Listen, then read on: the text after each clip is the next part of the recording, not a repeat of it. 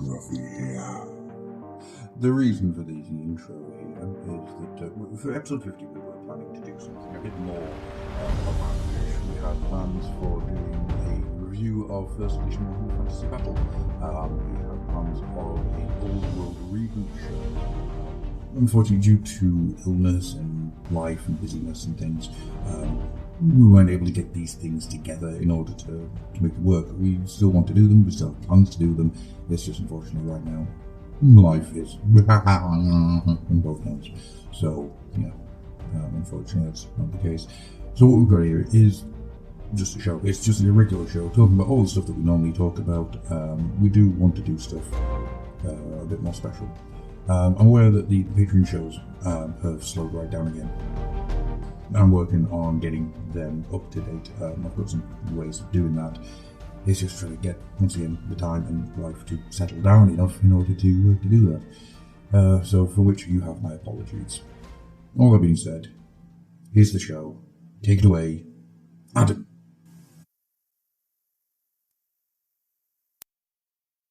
Deep in the undergrounds, deep beneath the feet of men, deep below the burrows, deep beneath the light, a voice cries, a voice of untold horror and terror, stripping the fight, stripping the spirit out of all and sundry who hear it. Would you like to hear its words? It says, "This is my favourite song. It's only 10 words long." Roll the music. Every man lives, not every man truly dies.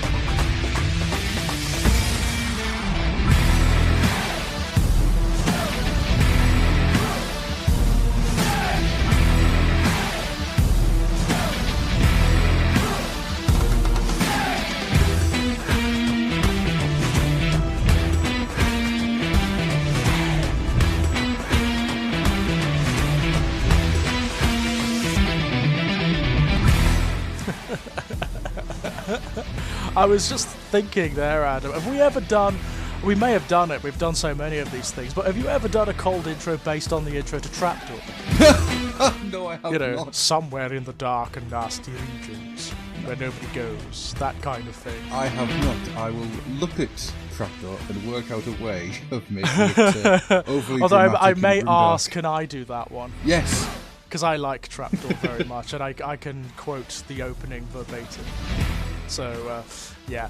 Hi guys, hello, it is the Fluffenhammer. I know that sometimes that's in doubt early on, because we go off on such tangents, but such is the way, such is the nature.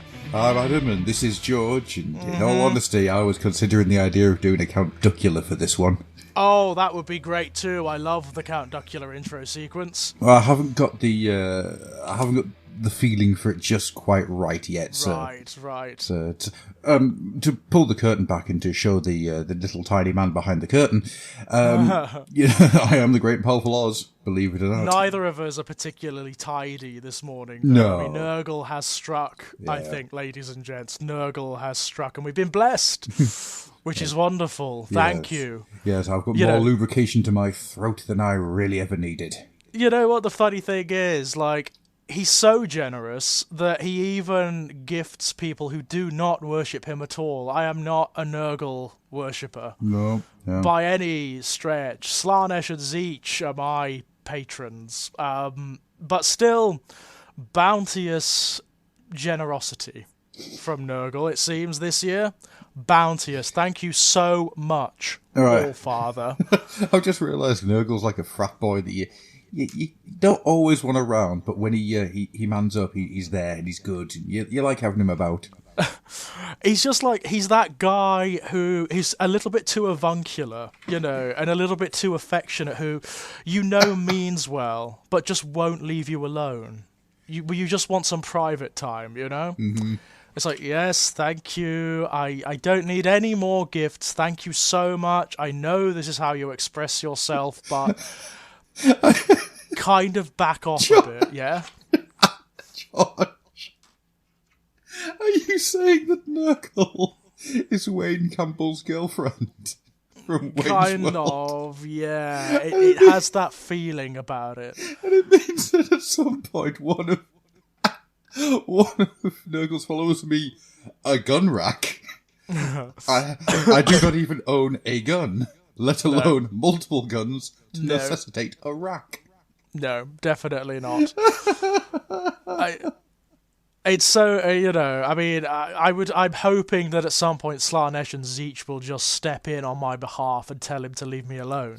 In the politest terms possible, of course. That's the problem with Nurgle, isn't it? He's so nice about it. Yeah. It's you don't really want to upset him because you don't. Grandpapa, he's such a lovely, jolly fellow. You don't really want to. He's a lovely chap. He really is. Nurgle is the loveliest of lovelies in the 40k universe and the AOS realms. He's the loveliest of lovelies. It's just that he's a bit much.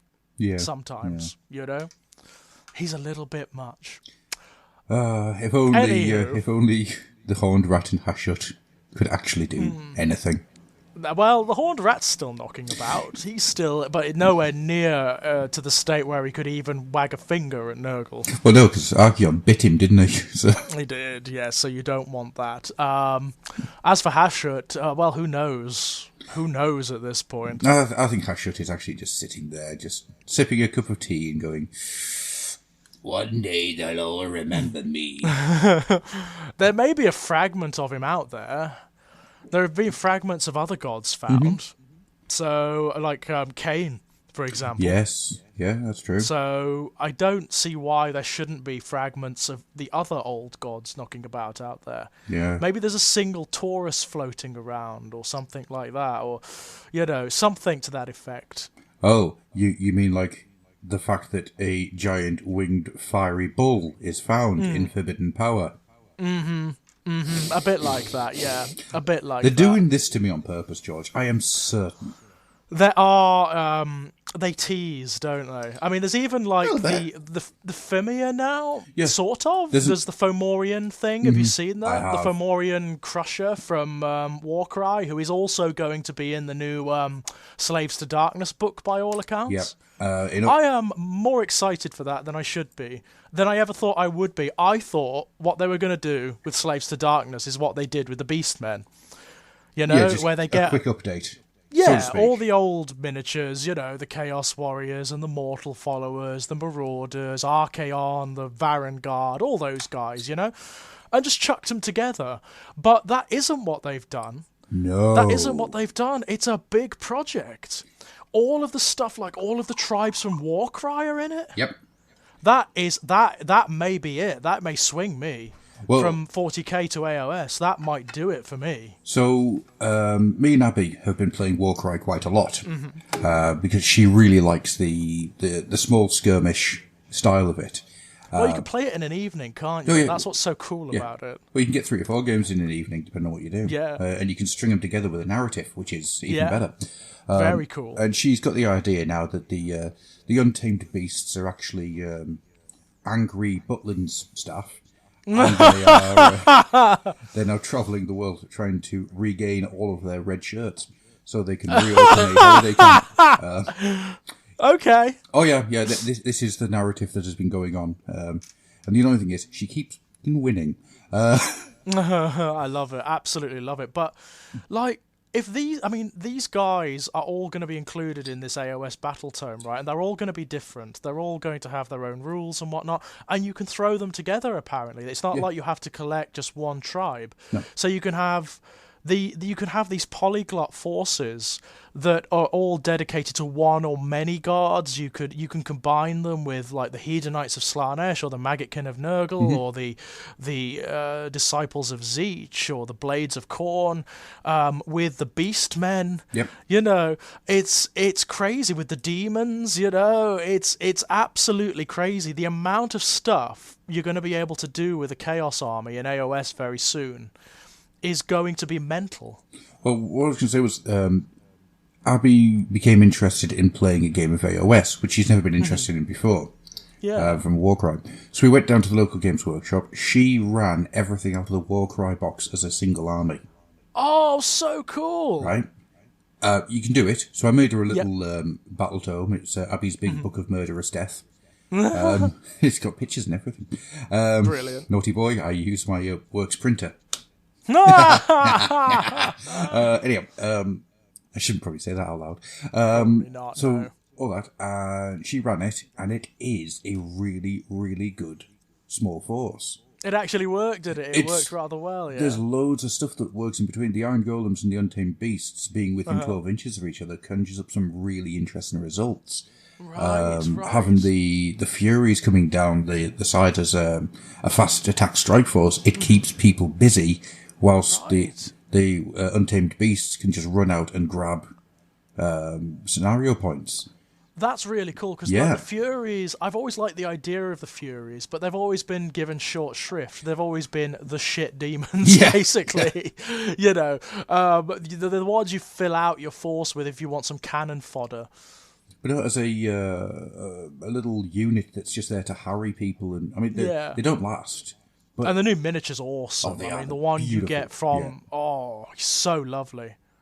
Yeah, but then again, have you seen the monsters? Yeah. Like the monsters from Warcry, the new ones that we're getting, as well as all the old ones, are all going to be in this new Slaves to Darkness tome, and we've got loads of new ones coming. We've got that big. I know you must be excited about the Fomorian Crusher.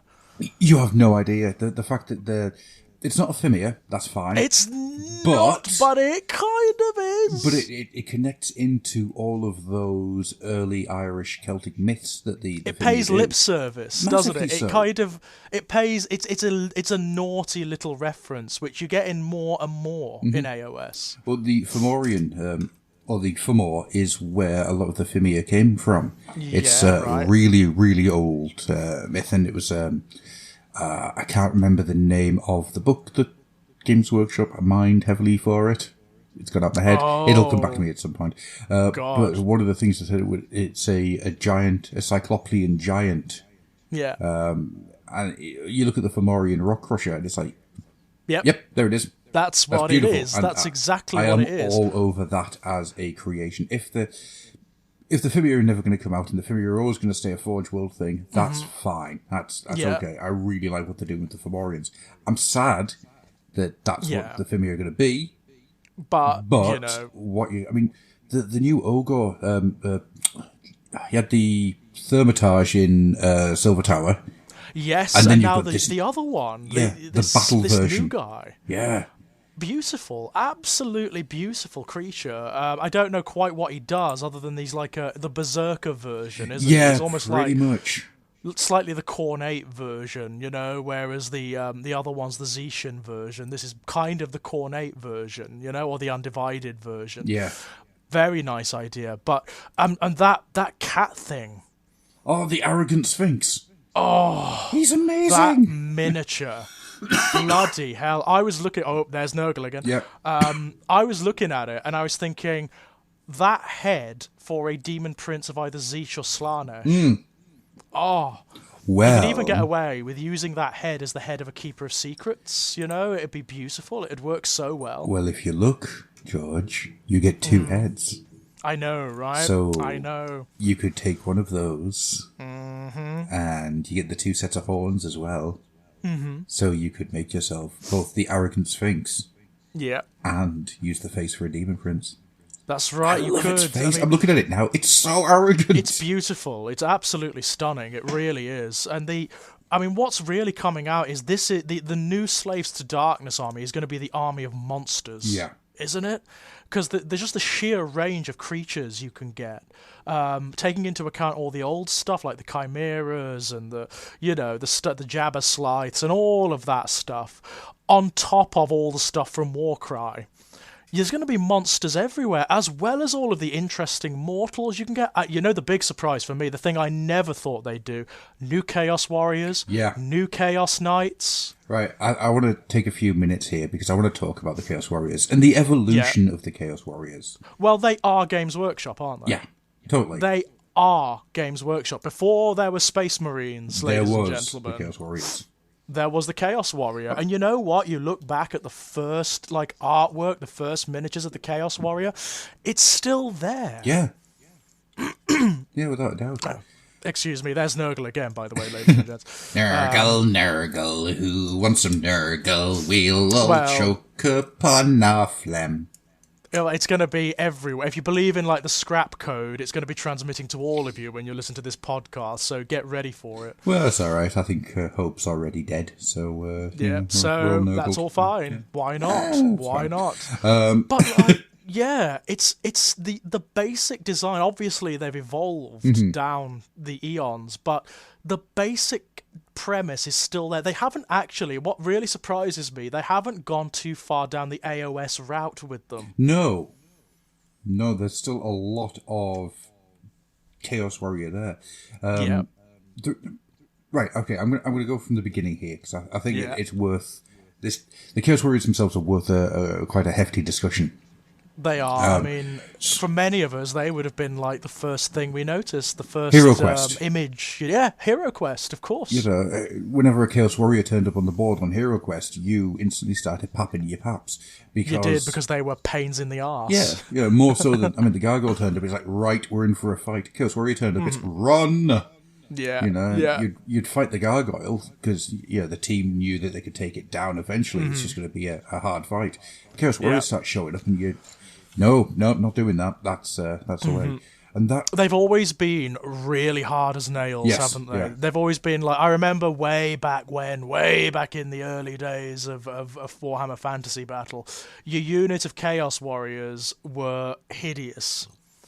People feared them because you know what it was, and it's something they've always had ever since way back when. It's that immutable saving throw that Chaos Armor gives. Yes. It's monstrous. People don't tend to remember, but like having an immutable saving throw back in the old versions of Warhammer Fantasy Battle was insane. It was insane. Yeah. It meant the survivability of the unit was beyond anything else in the game almost. Well, you had to get something massive like a wyvern or a dragon in there to start doing damage, to start killing people off. Or, long range, multiple wound-making weapons. Yeah, like a machine, like a trebuchet or a rock thrower or something like that, a dragon. I think the Black Orcs were the best against them, if memory serves me right. Black Orcs. Well, the Black Orcs were very similar, weren't they? They were more like aggressive. Yeah. They obviously being orcs, they were more aggressive. They were like very like them in the way they function. This sort of heavily armed and armored meat grinder unit. And that's what they always were way back when. It's what they always were. I mean, they've kind of softened a bit as time has gone on and more stuff. I mean, now in AOS, they are a bit more balanced. Yeah. They're still nasty as all hell, they're still nasty as all hell, but they're a bit more balanced. My guess is they're going to do something, they're going to introduce a lot more for them in the new Slaves to Darkness book, to warrant the new miniatures. Don't say you're probably right there. Here's a question for you, George. What was the first Chaos Warrior you ever bought? Oh, bloody hell, what I bought? Yeah. Or like with my own money? Or was bought for me? We'll go for either, which... Oh, well, bought for me, the first Chaos Warrior I got would have been the Hero Quest one. Yeah, same. It would have been the Hero Quest one. In terms of my own money, the first Chaos Warrior I ever bought, funnily enough, was Egrim van Horstman on his dragon. Nice. On Baldros. Yeah. And that, you know what, that miniature has a very special resonance for me, because that was the miniature that I remember sitting down with myself and thinking, right, I want to make a good job of this. I'm going to learn how to do it properly, right? And I concentrated so hard on that miniature. And it was the first miniature I ever painted where it came out and I was like, I bloody love that. I've learned how to do it properly, And it did look good, I'm remembering it now, and it looked good, it was actually a decently painted miniature. It was one of the first ones where I've thought, oh, I can actually do this. I can actually learn how to do this, It's not always going to be big splodges of heavy colour all over the place. I can actually sit and think and concentrate and learn. So there is a special kind of resonance there with that miniature for me. I wish he survived. Yeah. For those who don't know, Egrim van Horstman tried to become the vessel for the Wind of Light magic, I believe. Yes, yeah. And got blown up as a result. He got blown up real good. he went bang at the end of the old world. But hey-ho. But the reason I ask is, I'm actually looking right now at the first ever Chaos Warrior I bought, because, weirdly enough, he was still in a box at my dad's. Oh, right, okay. So he's a lead guy, he's got a whip and a scythe, and he is really, really nice. He's really lanky and odd, but yeah, he's a beautiful late 80s Chaos Warrior. They were lanky and odd back They then. were. They did, like, everyone was an individual back then, weren't they? Yep. They were all, like, character models. Almost, yeah, because they were to be used in things like skirmish games and Warhammer Fantasy Roleplay, as Fantasy well as roleplay, of course. as well as the heavy infantry games. But then after that, they kind of solidified into one look, and you had that monopose plastic kit. The kind of generic Chaos Warriors Yeah. that everyone remembers. The ones with the axes. Yeah, they were basically all Slambo. Yeah, they were all Slambo, and they had the beginnings of the cornate bunny ears, didn't they? They did. Like the early, the proto bunny Yep. ears. That was in the red phase, wasn't it? It was so red, so very. It was very so red, and chaos armies, being chaos armies, were redder than red than red. Yes, they were.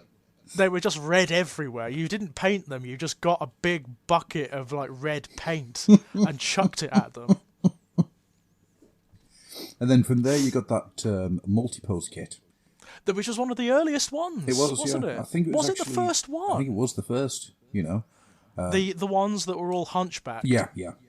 They were great miniatures. Fantastic because miniatures. you could not rank them up in any way, shape, or form. They were terrible for ranking.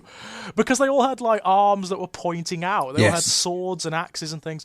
But you could create individual like miniatures from it, and they were very easily convertible. Oh, massively so. And I think I went through about 4 or 5 boxes of them, just making other things out of them and making just Absolutely. characters. And I made my first round of old style Chaos Dwarves out of them. I just chopped out. Yeah, because you can, because they were kind of that. They looked a bit like dwarfs, didn't they? The way they were hunched over yeah. and whatnot.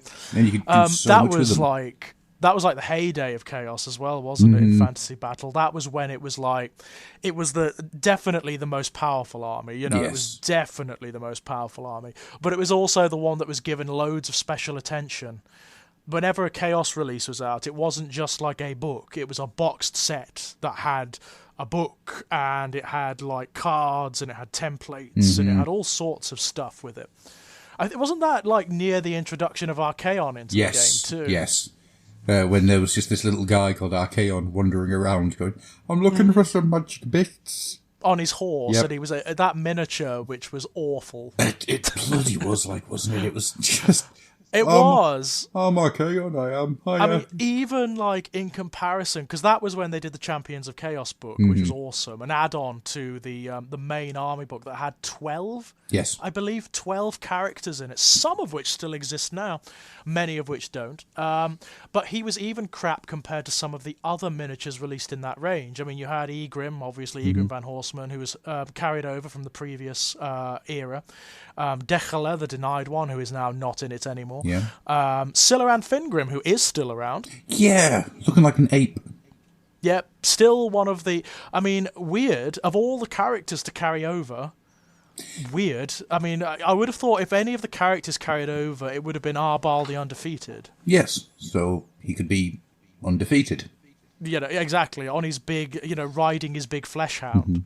Which I would have thought it would be him, Which brings up actually a little jump away from the topic for a second. So I know that you know about this because I was messaging you excitedly when I was reading through the Forbidden Power book. So, when I sent you the picture of going, who is this? What is this? Yeah, who is it? What was this in the Yeah. Midnight Vault?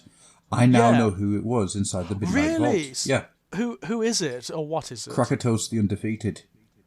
Oh, The Midnight Vault held the Bone Reapers. Right, so that's where they come from. That's like Yes. where they... Oh, I see, okay. And the reason I bring it up is because he's Krakatos the Undefeated, right? Inside the Bone Reaper's book, there is a little bit that just says, it's a little quote by him. So, I led the greatest army known to man, and I was destroyed.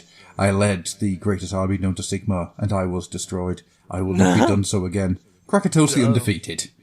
I don't think that means what you think it means, mate. No, I don't think it does. Yeah. undefeated in this life cycle, maybe, but he's sort of playing with definitions a bit there, isn't he? He's being a bit naughty, I think. Have you ever seen the film Burn Hollywood Burn? No, I haven't. It doesn't surprise me. It's a film that sank without a trace because it's not very good. It's a film about a director actually called Alan Smithy, right? Right, okay. Who tries to make Hollywood in-joke. Yeah. Which I think is absolute genius. And he tries to make a film with Whoopi Goldberg, Sylvester Stallone, and Jackie Chan, and it's meant to be the biggest film ever. And Jackie Chan has this moment of going, if I die in a film, I don't really die, so I win. If I die in real life, then I don't know about it, so I win. Jackie Chan. So you think Jackie Chan that's cannot kind of what Caracas has basically adopted? Yeah. So he's actually Jackie Chan. Okay, fair enough. I'll go with that. But anyhow, bit bigger, a bit beefier, you know. Be older. So going back to the Chaos Warriors. So after that multi-pose set, you had the one that I know everyone likes, but I hate. Oh, the current one, basically. The unified the one before. One, yeah, the unified one. And it's old now, isn't it? I mean, that has been around for such a long time. It lasted so many. I think it lasted about 3 or 4 battle books. You know, 3 or 4 army books. That one. Yeah, I mean, it's a 10-year-old kit. Yeah, with the cloaks. Yeah. And I mean, that's when they made them like how they appear in the artwork. Yeah. So they're tall rather than squat, and they're sort of big, and they have cloaks and lots of different weapons and things. Lots of nobility to them. Lots of nobility, yeah. Actually, yes, they do. And they also have that thing where they look like marauders from the north because they've got like the furs and things. Yeah. It's weird. I like everything about the single miniature, but in a unit, I can't stand them. Not a fan. No, they all just look so squished together and just so clean and unified. The cleanliness is a thing I've always had a problem with ever since they stopped doing the sort of ROC ones. Yeah. Because the ROC ones are mutated to high hell. They don't even look like they're from the same army. You know, they all look individual, and I like that. I think that's really cool. But the units that you're talking about now, the box set, I like it a lot. I really do. But to make it work, you've got to convert it. For my money. There's this weird disconnect between what you're seeing on the table and what you're seeing in the books. In the books, you're getting these massive killers that are just walking along and just killing everything, you know. Yeah. And it's not just like Stormcast rhythmically hack / block /. You know, it's grab something by the head, ram the sword through, throw it away, grab something else, crush it with the skull. You know. It's violence, isn't it? It's like excessive ritualistic violence for the Chaos Warriors at this point. And even the disconnect between what you're getting on the table and what you're getting in the rule book. You know, with that set, I always felt that the sheer monstrosity of what you're getting across coming at you, it doesn't really work when they're all lined up like good old Roman soldiers. And that was actually a problem with the format of the game back then. Yes. Chaos was always a problem in that regard, because why the hell would Marauders from the North fight in ranks? Yeah. Why the hell would units like Chaos Marauders, for example, the tribes people, fight in ranks? They always struggled with that, it seems to me. It doesn't work. Whereas, of course, in AOS, that problem is immediately fixed. Yep. It's just fixed because of the format. Yep. Yeah, it is. But yeah, I know exactly what you mean. And that's one of the reasons I've always liked 40k, up until recently, better than the fantasy battle. Because the rank and file system, I think, has always belaboured the fantasy battle system. I think it's always been a problem. It's made it too synthetic. It's made it too rules heavy, for one thing. And it just doesn't work. For actually, when you look at the vast majority of armies, it just doesn't work. Why would orcs fight in ranks, for God's sake? It's silly. Why would demons fight in ranks and whatnot? It's so silly. Beastmen, for God's sake. Well, even, you go through the routes, who would fight in ranks? Empire, dwarfs, elves, Maybe. I mean, the elves, I think with the elves you're pushing it. I think with the dwarfs you're pushing it, to be honest. Well, I mean, high elves would fight in ranks. Wood elves would all be High skirmishers. elves would. That's right. Yeah. Dark elves wouldn't. No, definitely not. They just wouldn't. And it's always been this thing where they've been trying, in the fantasy battle system, they were trying to force these units, why they would fight in ranks. Yeah. And it just doesn't make any sense. AOS has fixed all of that, fortunately. Yeah. Just automatically, just innately fixed all of that. But really, that is the last iteration of the Chaos Warriors, isn't it? Up until now. Up until this set. And this set goes back through time, and it cherry picks so much from the past. Basically, every era is represented, isn't it? Totally. You look at the guy at the front, look at his head. There's the multi-kit, the old 90s multi-kit guy right there, just standing upright rather than straight forward. Off to behind him, you've got the more modern style, that rank and file style. Then off to his left again, you've got a guy who's wearing what looks to be a dragon. And, right. That conjures about the old, really, really old style where they... Sort of the hyper-characterized guys who are really inventive and mutated. Look in the top corner, you've got a guy who's got a helmet that looks slightly Nurglish. Yes, Below him, you've got a guy who looks like he's wearing the skull of a Yeti. You're getting all of these really interesting... And I want to see what the box looks like. I'll bet the box set is really fun. I bet you there is so much stuff in there. Yeah, it looks like you're going to be able to do a lot with them. And it's the first time they've had opportunity to really cut loose with them, isn't it? Because they're not constrained by having them in a unit, like having to have them line up. And that's what Chaos Warriors should be like. Because each of the Chaos Warriors, of course, you have to bear in mind, these guys are like champions. The Chaos Warriors are champions of the Dark Gods. In order to get Chaos Armor is a favour of the Dark Gods. In order to get it, you often need to kill another Chaos Warrior, which is no mean feat. No. And then it kind of bonds to you. It becomes part of your body. So these guys are killers to the nth degree. And to have them all rank and file, all working together, doesn't really work. It just doesn't work. This set, it's probably the first time ever they've truly reflected the artwork and the ethos. Oh, without a doubt, that disconnect has gone. Yeah, what am I looking at? I'm looking at a Chaos Warrior. And I just didn't think they were going to do it. I don't know why. I didn't think they were going to be this extensive a relaunch of the Slaves to Darkness. I just didn't. You've also got like the Chaos Knights as well, who have always been part and parcel of the whole Chaos Warrior shtick. And Chaos Knights have a long and illustrious history because they have, up until very recently, been the cavalry unit. Like the cavalry unit. They've been superseded since then by things like the Blood Knights, for example, Neferata's Blood Knights, and Gorgrunters. And also the guys in the Blades of Corn that ride the Juggernauts and that kind of thing. So my guess is that they'll be updated quite dramatically too in the new book, and their new miniatures are outstanding. Have you noticed?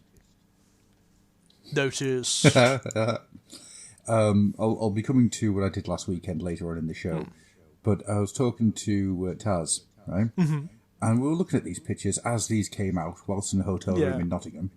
And we noticed something amazing. Okay. So there's 5 Chaos Knights, yeah?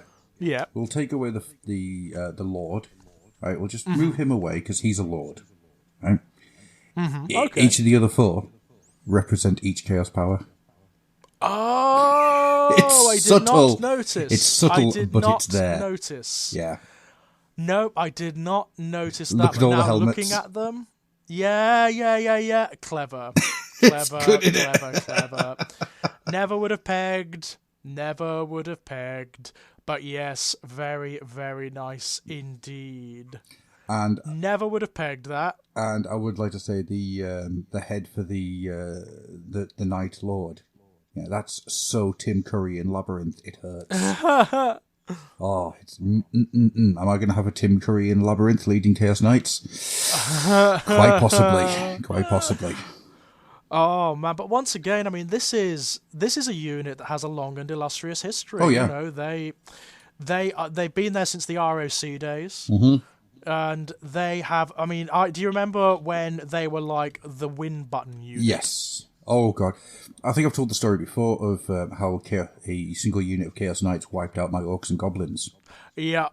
Just charge, kill, charge, kill, charge, kill. It was nightmarish. That's what they were like, though. Yeah.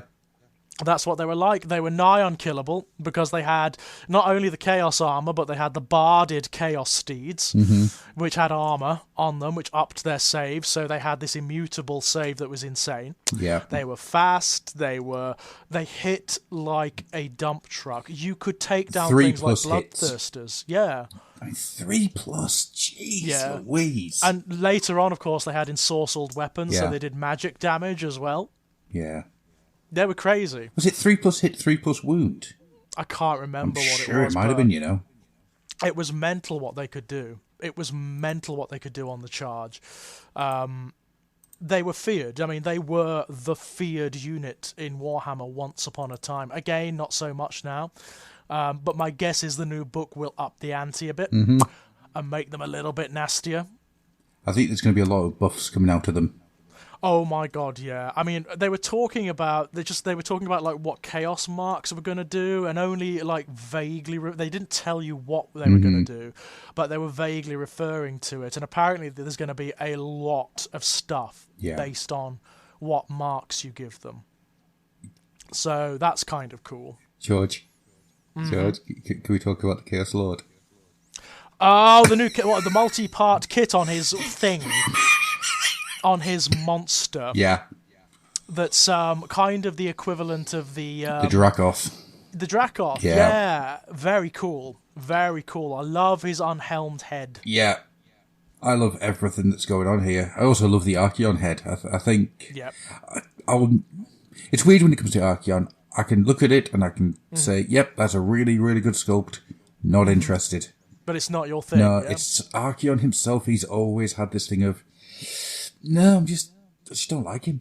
Yeah. Unlike Nagash, who is fantastic, or Thankwall. I know what you mean. There's just all this character to these other bad guys. Neferetta, you know. Yeah. Yeah. I know exactly what you mean. Archaon is like the villain archetype, isn't he? Yeah, I suppose the clue's in the name, isn't it? He's the big bad, isn't he? And that's all he is, really. And it's annoying because even like Abaddon in 40k... Oh, Abaddon's got way more than... Yeah, he's got tons of character, you know. Yeah, he's got way more going on than Archaon does. I mean, because Archaon is just a vessel for chaos, isn't he? I mean, that's what he sees himself as. He actually it's not for his own grandeur, you know, or anything like that. He doesn't have any wider agenda. No.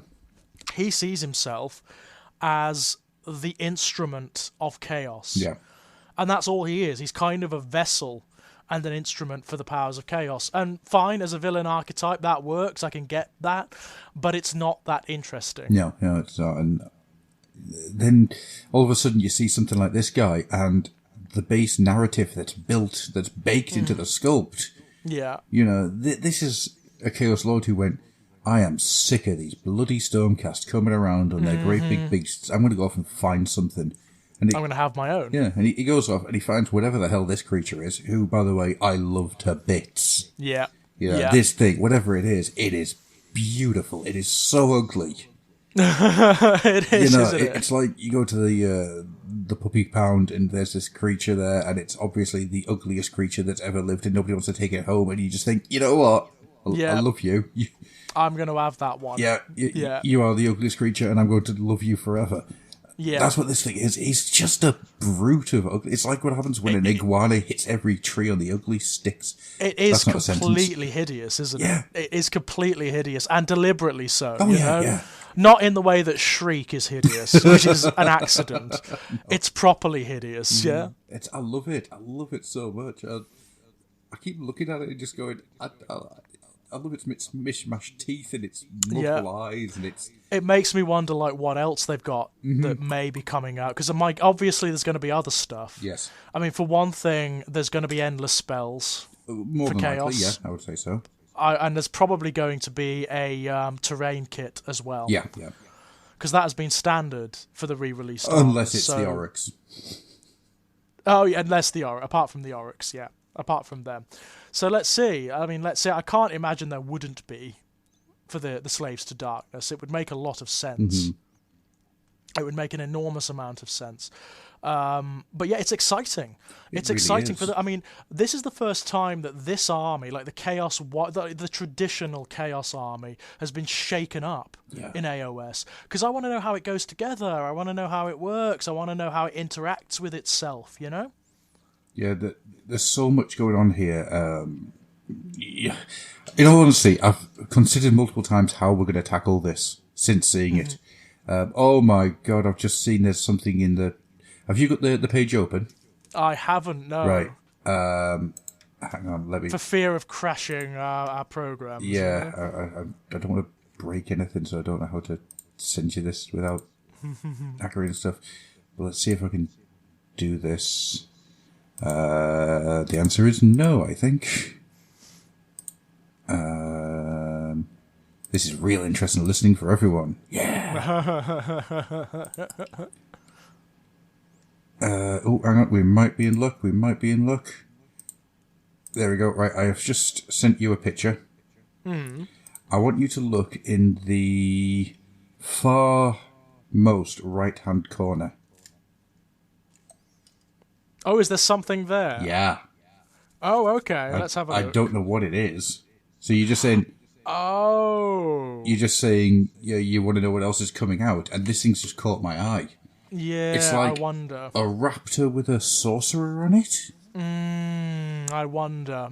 Will there be like a new Chaos Sorcerer miniature to go with Well, that would make sense. I mean, I don't recognise that helmet at all. No, that would make sense actually, because again, the Chaos Sorcerers, the Undivided. I don't even remember when there was an Undivided Chaos Sorcerer the last time. 5th edition? I can't remember. I guess. Yeah, because they've all been god specific. Yeah. You know, the latter day ones, lots of Nurgle ones, lots of Zeech ones, hardly any Slanesh ones, sadly. Yeah. That's Hardly true. any Slanesh ones, which is a great shame. But yeah, it's exciting. It is. It's all very exciting, and of course, on the other side, you've got the Ossiarchs. Yeah. I mean, we went through a little bit about them when the releases started to hit, but now we're starting to see what they are and how they... And what they do and how they work. I mean, what really excited me, you know, when we got the Warhammer community page about the different types of Ossiarch. Yes, and one constantly explodes. Oh, it's brilliant. They're so interesting. They're so interesting. I mean, these guys, they're not just monsters. No. They're not even like normal undead. They're not just undead constructs. They've got sentience. Yeah. They've got like this really weird mishmash of sentience inside of them. Not just one soul animating them, but like a fusion of different souls animating each Ossiarch. If they're like anything, they're a bit like the Necrons from 40k. They are. If they're like anything. The argument can be made that they are what happens when the Necrons go fantasy. Yeah, kind of. And I'm imagining there are Necron players out there looking at the miniatures range and going, conversions! Yep. Well, that's... Because some of them are going to work really well as, like, the big guys will work really well as Necron Immortals or something like that, you know?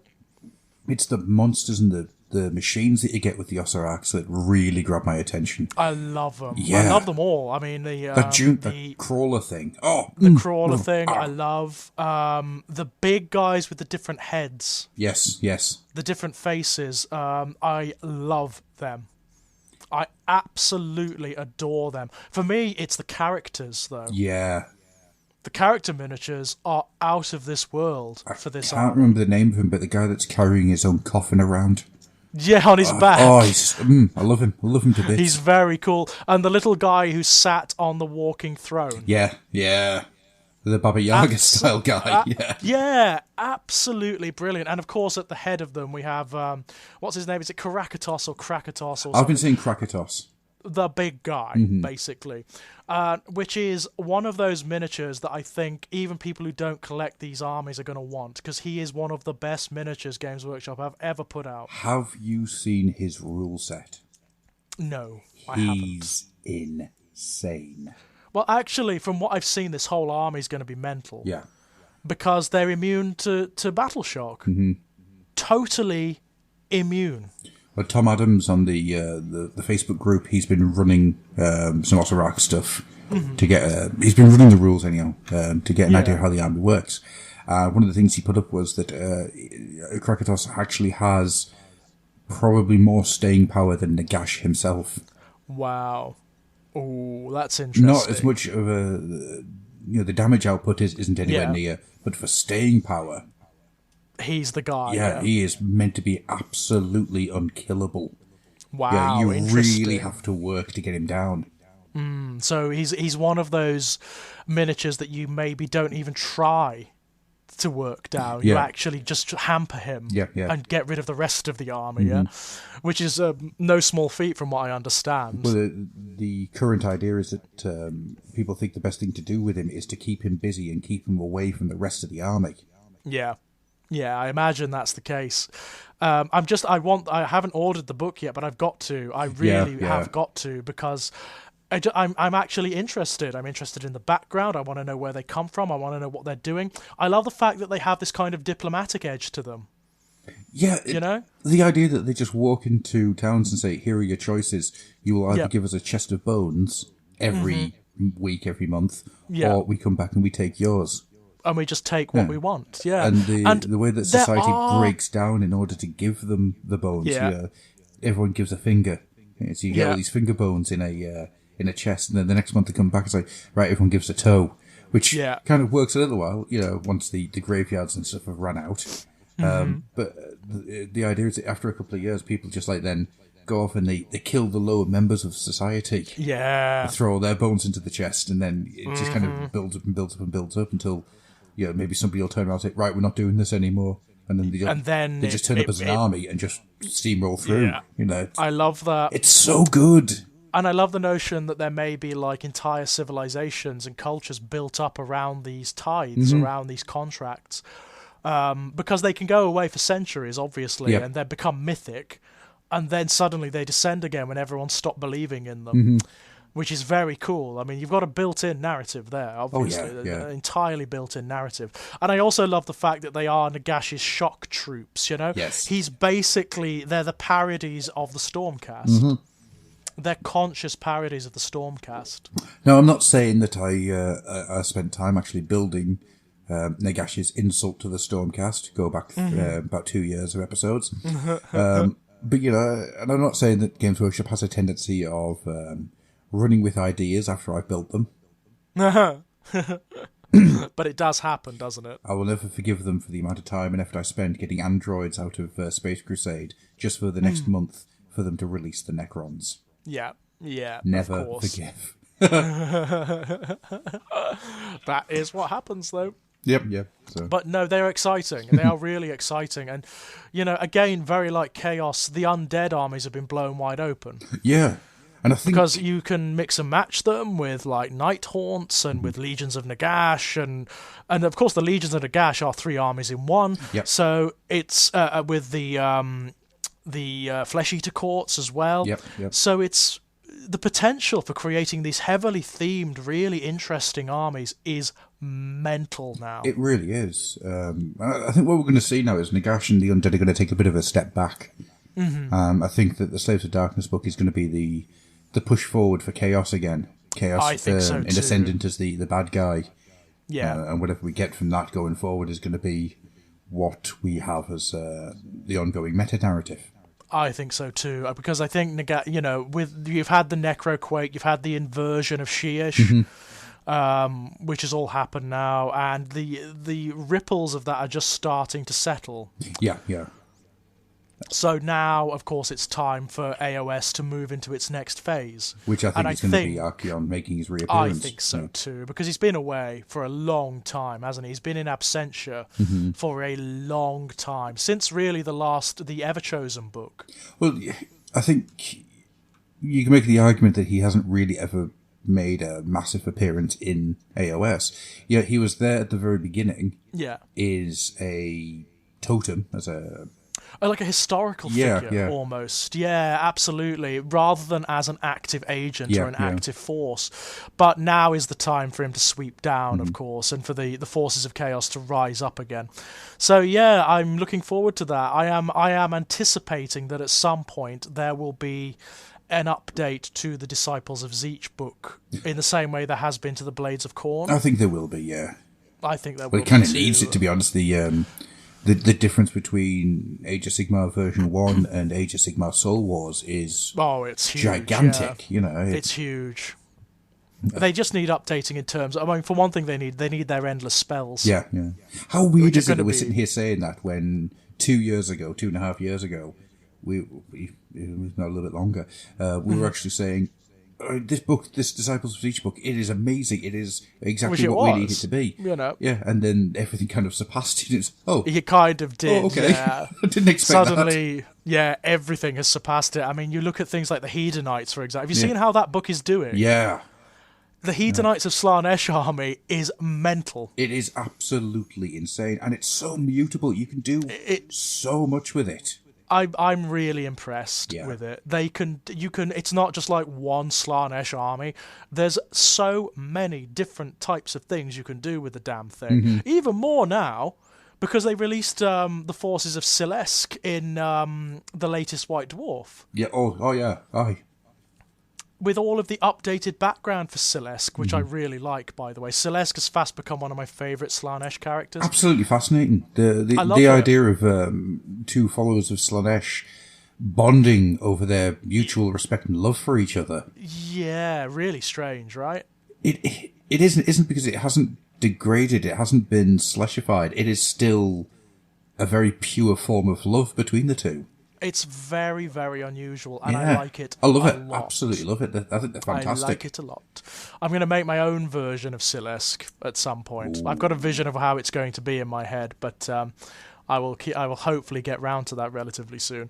But yeah, and the expanded background you find in the White Dwarf, it gives them way more story.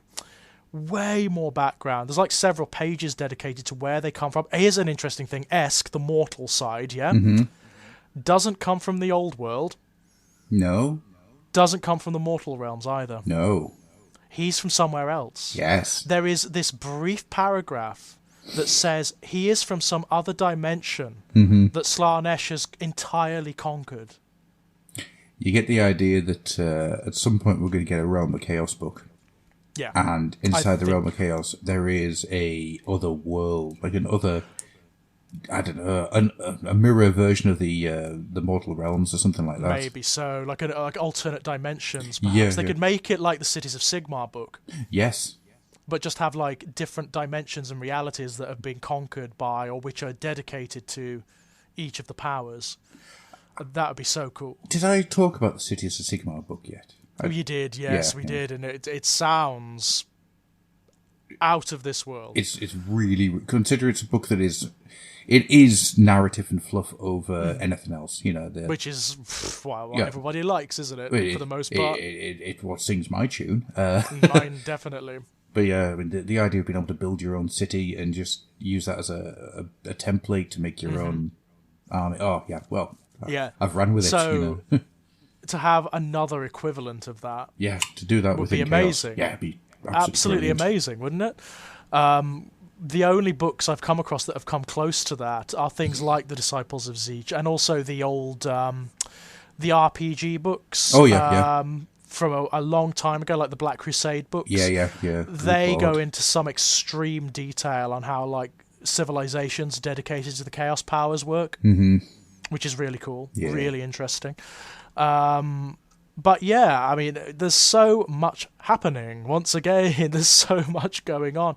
What else is happening in the AOS world? Is there anything that we haven't covered? I think that's it for AOS at the moment. I say that's it. Yeah, there is enough. Next step, there'll be loads. You know. Oh yeah. Next breath, there's going to be a ton of stuff coming up. Yeah, it's actually one of the things we were talking about this past weekend. They could do with slowing down a little bit. After Christmas, just let's have a bit of a breather. I mean, don't get me wrong. I love the output. I love the stuff they're coming out with is amazing. It's absolutely they're top notch. It really is. But I'm finding it difficult keeping up. Yeah. Like for example, like I've got almost all of the supplements for the Space Marine Codex, and they're great. They are absolutely friggin' brilliant. This is what I want to see across the board. This is what I want to see for all the armies, quite frankly. Yeah. but I'm having difficulty keeping up now. Yeah, I mean, I still don't have the Osiraq Bone Reapers. No. I don't have the Ogre No. one. I mean, for me, that might be one I miss because they just don't interest me as much. I'm with you on that one. I'm going to get it because I've been keeping up and getting them all as they've been coming along. Because I've been really enjoying reading the meta-narrative that each book likewise. pushes everything forward. But I mean, the Ogres... I still feel that the Ogres aren't there yet. In the same way that the Seraphon are... They're not quite baked. there. Yeah, it's the update hasn't quite worked.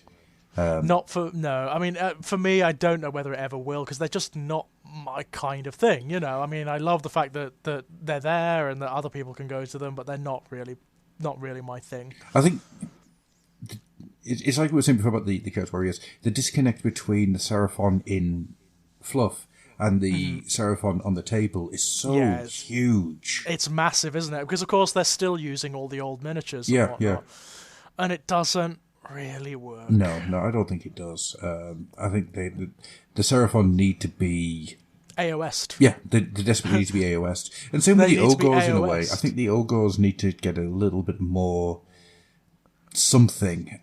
Something needs to be pushed in some direction somewhere, because right now they're still feeling very old world. They're old world, aren't they? You know what I would like to see them do? Go for that heavy cannibalistic thing. You know, go for that, where they are eating their enemies. I'd love to see that in the miniatures. Make them a bit gross. Make them a bit gory, Have them eating their enemies, that kind of thing. Have them all swollen bellied and, with bits of grue dribbling down their fronts. And what I was actually thinking was how... Cause this is what I sometimes do. When you've got a couple of minutes where you don't have anything you need to do. I know they're rare. They are rare. But I like to think about, especially when I'm going to sleep at night, I like to think about how I would do this, how I would update these things. And the Ogres, what I've come up with is extending out the jaws and extending out the arms. Yeah. Give them a silhouette that's a bit more ape-like. Yeah. But then give them these giant mouths, not like an auroch thick jaw. Yeah. But it's like more of like a snake. So it's gaping, basically. So you've got these massive mouths that look like they can just throw everything in. Emphasize the hunger element of them, because that's what they're all about, isn't it? That is what they're all about. Yeah, that would work. I'd like to see that, definitely. And if you're going to do like the butcher ogres, go full tilt with them. Chop off an arm and just have the arm replaced with these stumps with great big blades coming out. And just go full tilt. Blood-stained aprons, like butcher's masks of leather and all that stuff. Just go nuts with them. That's kind of what I'd like to see. And the same with the Seraphon. What I would like to do with them is, I know this is absolutely stupid. You release transparent plastic armies, or armies that have transparent plastic upgrades. So you've got these bits that look like they're phasing in. Yeah, or go like the Night Haunts. Go spectral with them, because that's what they are, isn't it? They're made out of light, aren't they? They basically. are. So why not go down that route? Underpaint them in Stormhold Silver and then go over them with a blue contrast. Ooh, that could work. I mean, given the hints that have been dropped in recent battle tomes, that's definitely what we're going to get when the elves of Heish come out. Yeah, true. They are described as elves that have absorbed light. Yeah, I'm fascinated what these guys are going to look like. Yep, I'm very interested indeed. In the same way that I'm fascinated what the Shadow Elves are going to look like. Yep, and also, of course, what the likes of Tyrion and Teclis are going to be like. Yeah, we're hoping that Teclis has a really nice jester hat.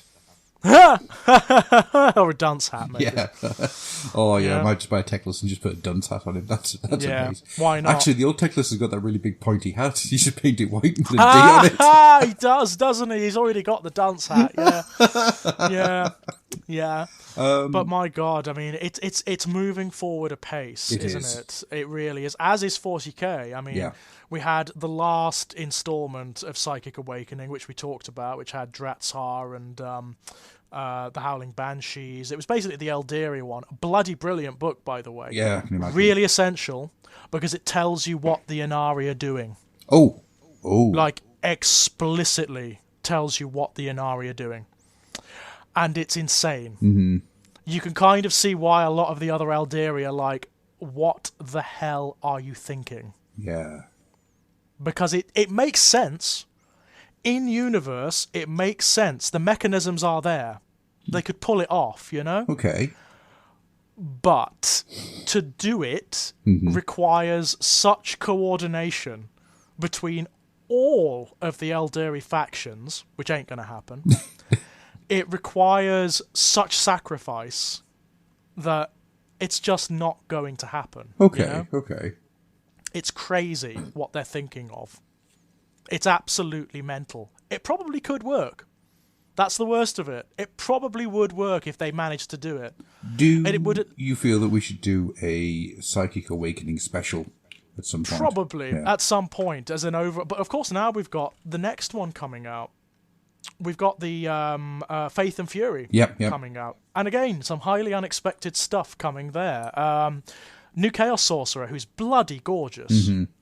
Absolutely bloody gorgeous. Wonderful miniature. And from what they're talking... This is going to be basically the Chaos Marines, the Adeptus Sororitas, and the Black Templars, yeah?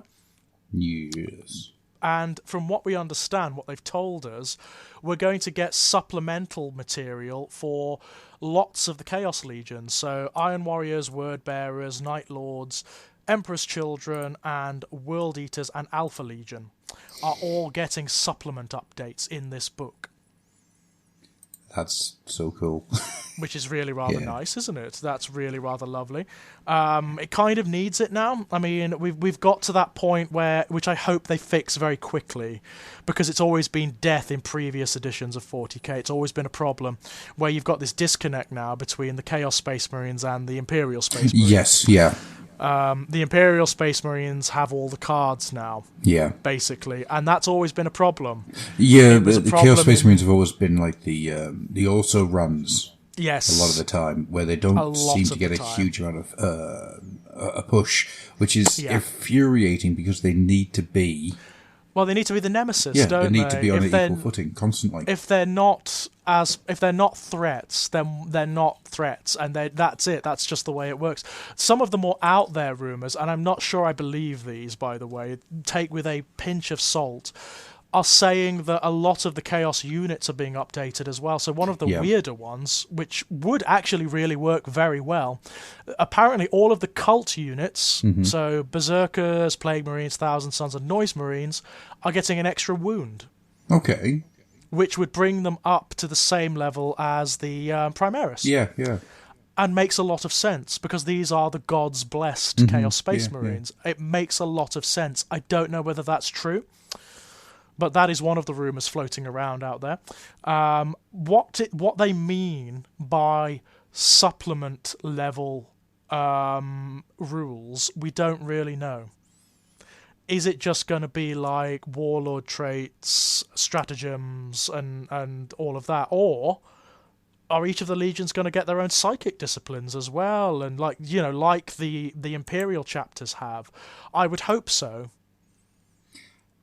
I can imagine it going down the route of a lot of different characters get a lot of different buffs and a lot of different traits and things.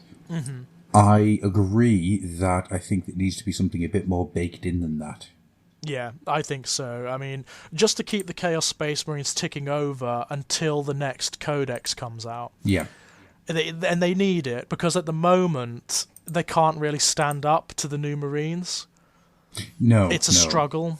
It's a real struggle. The new Marine Codex has changed what people call the meta quite profoundly, and it's become very Marine-centric. Obviously, because they're the biggest army now.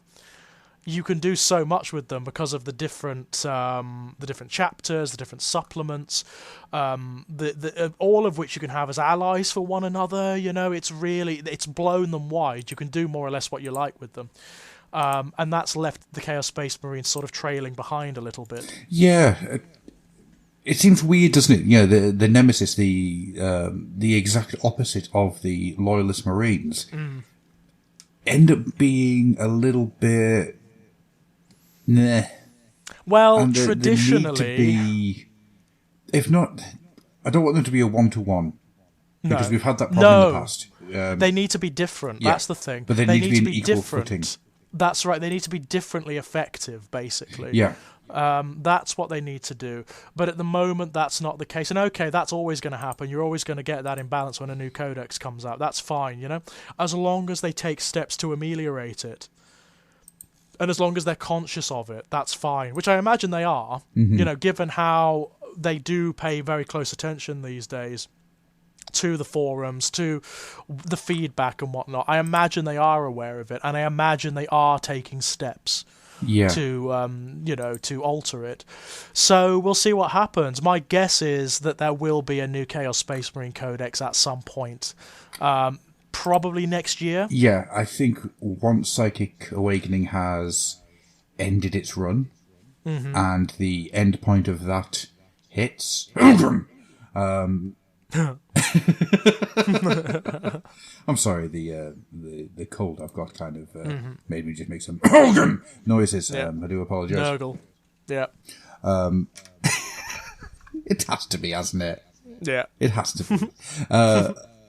I think what we'll see after well, that... Phoenix Rising, I mean, come on, I know. surely. Exactly. Surely. Yeah.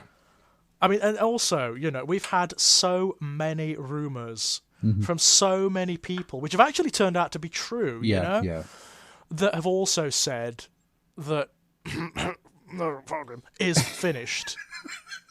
And they're just waiting for a release, point for it. Yeah. Then... Surely at some point soon. And also, it's not just rumours. He's been teased in the background so bloody much. Yes, he really has. Ridiculously so. Since the rebirth of Gilman, he's been there. He's been active, basically. So, yeah.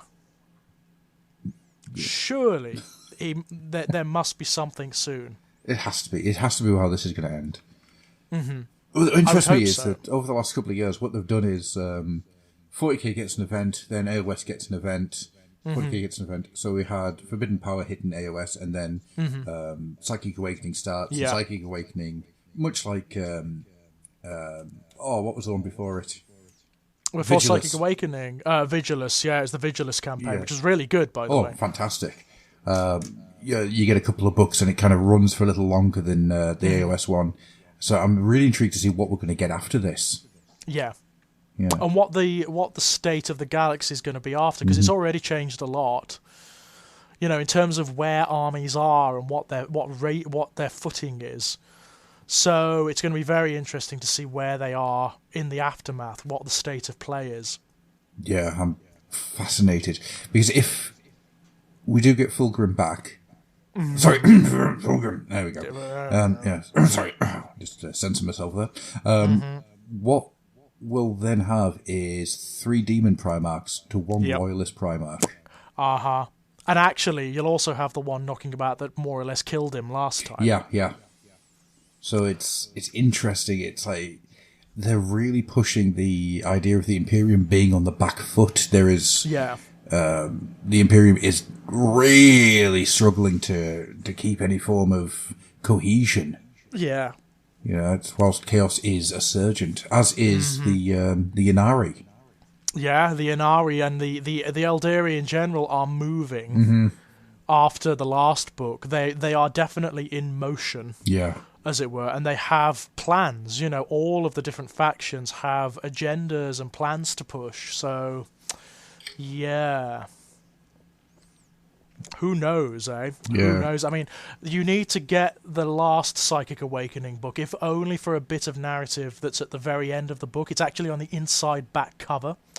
Right. Which, it's a fight between Ivrain and Shalaxi Hellbane, the greater demon of Slanesh. Oh, right, yeah. That Good is Lord. sent to hunt the most powerful creatures in the universe, or is set to hunt out something that's of particular note to Slanesh. And there is just certain revelations in that battle that you need to know. Okay. In terms of the meta-narrative that you just need to know. Ivrain is the key. Right. Basically, Ivrain is the thing. As to whether this fails or succeeds. You fascinate me, sir. Mm-hmm. God damn it. Don't make me It's spend more money. all about Ivrain. Okay, alright. Also, the Exodites make an appearance as well. Right, now you're just teasing me. Yeah, and it does feel like somewhere down the line they might be actually introducing the Exodites. Oh, at long last. Yeah. It's only taken, 20 years? Yeah, it's only been since, like, the first codex I ever bought in this hobby. You know, it's only been since then. That's insane. Right? Good lord. When there were actual Dino Rider toys on the shelves. Yeah, you could stick your old ass on. Yeah, if you wanted to. Oh, dear me. Way, way, way back when. I think we're coming up to time now. We're just over an hour. Yes, absolutely. So, I mean, the only other thing I could think of is the Sisters of Battle. yes, and I think they deserve their own show. I think they probably do, And I because think- the new minis are pretty damn good. I think when these guys hit, that's going to be us talking about them for an hour and a half. I think they probably Maybe is, to be see honest. if we can get Simon in to come and join us. Brilliant, that sounds great. But before we finish, I just want to quickly talk about a trip. A trip yes. down to Nottingham. A trip down to Nottingham that didn't cost me anywhere near as much as I thought it would. Oh, good. So that was quite nice. So the Fluff Meet took place last weekend. So we went down to Nottingham. And there's two things that I really want to tell you about, George. One, Warhammer World is brilliant. Yeah, I haven't been for several years, so and I've heard it's changed a lot It is since then. We spent roughly 2.5 hours walking around the exhibition. Seriously, we looking at things like the Emperor and the War Master diorama. Oh, by is Mike that still McRae. there? It's still there, Oh wow! and God. seeing it in person it's incredible. Yeah. The stuff that you look at that and you couldn't see it in the photos, and being able to see it in Yeah. 3D and being able to walk around it and look at it from different angles. The amount of stuff that Mike McVeigh did in that. Same with the Dark Angels when he did the Rock. Which is frigging beautiful. Oh, it's incredible. And once it's seen it in third person, being able to see it in 3D, it's absolutely brilliant. There's little things, little hidey hole Easter eggs in there that you just don't ever see.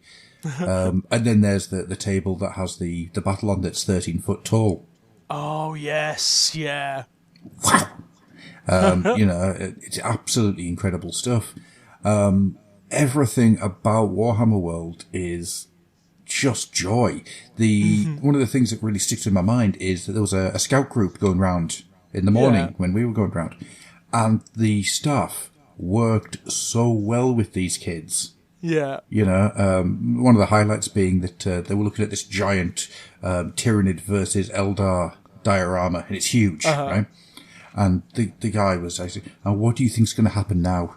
And this little girl just goes, they're all going to die. She ain't wrong. And the guy just went, which side do you think's going to die? And he went, oh, both. Brilliant. It was really nice. Already getting into the grim darkness of 40k there. And they were showing them how to paint and stuff. I walked past later on and said, oh, what are you painting? I'm painting a bloody angel. Well, you're going to need more red. It's like, that's brilliant. Awesome. At no point did I feel like I was being pressurized into buying anything. The staff in there, they were just asking what I was doing, what I was creating, what I was running. One member of staff went, oh, right, you like big things, come with me. And he took us over to one of the tables and showed us a resin Titan that had been miscast. And so they've built it into the scenery of one of the boards. Right. And it was all like that the entire time we were there. It was people engaging really, really well. I mean, we went back in on the Sunday for a couple of hours. And I just walked around the tables just talking to people playing the games, and each and every person I spoke to was just lovely. Brilliant. Yeah, they were showing off stuff. They were telling me about this, what they were doing. I was asking them questions. All right, how are you doing this?